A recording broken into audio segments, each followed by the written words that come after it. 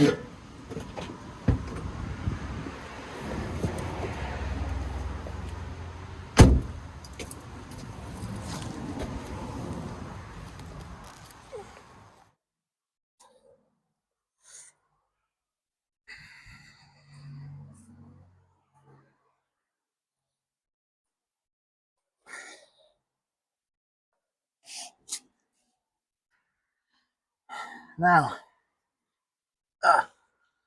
it's coming up for MOT time, and the job I intended to do was paint the underside of the car. I actually never got around to doing. So, because it's only a week or two away from its MOT, it's developed a rattle. It sounds like it's coming from the exhaust again, but I don't know. So I thought I'd have a pop under and a quick look. Yeah, bit of a leak there. Right away. So hopefully it's not going anywhere. Otherwise, it's that would be great for me. Yeah.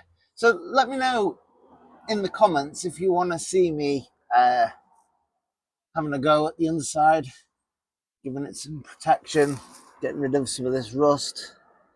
As these kind of videos never seem to do as well as my other sort of not legal, driving law videos, and some of them, I don't want this channel to go too political, but if it's like politically related to driving laws in this country or driving in this country, all those kind of videos do well, and the actual sort of videos which I enjoy making with cars and things never do as well, and they never raise as much advertising revenue, which is something I need for the channel to make some extra income to pay my bills and grow the channel to get more interesting cars. So yeah, let me know in the comments if you'd like to see more of me messing around with cars. So yeah, anyway, to this rattle. That's solid. That rubber there looks okay. I mean, underneath doesn't look too bad, really, considering we're coming up to nearly 20 years old.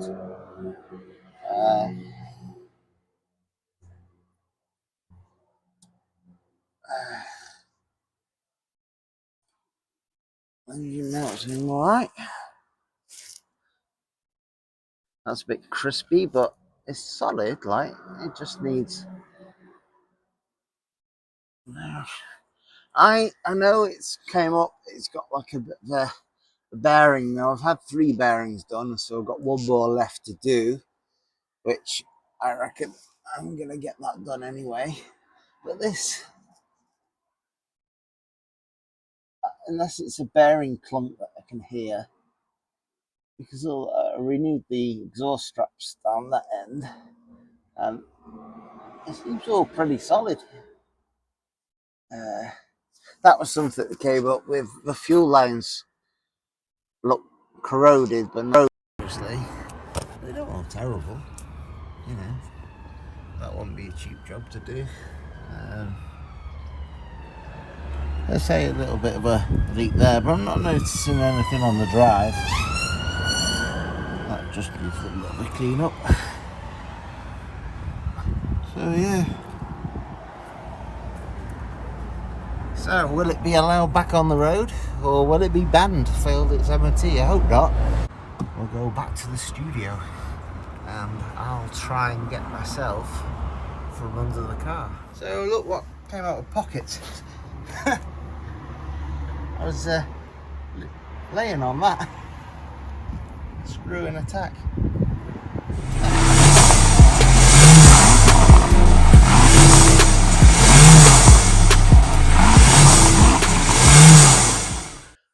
So these cars were fast, loud, and unique, and you'll probably never ever see them driven on UK roads again. Whether it's for safety reasons, emissions, probably, or because they were downright dangerous, possibly. These vehicles have been banned, blacklisted, or quietly disappeared. So welcome back to Rusty Restos channel, and if you haven't subscribed, please think about subscribing and giving the video a like, because it really helps me out. So let's get into the video. We have the Smart Crossblade. No roof, no doors, no chance.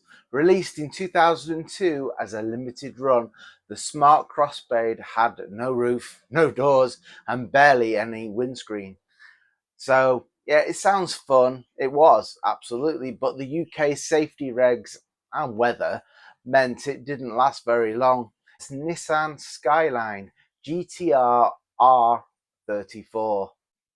Yes, to the Skyline fans, this one hurts. The R34 GTR is legendary, but unless it's over 25 years old, it doesn't meet UK emissions or lighting regulations.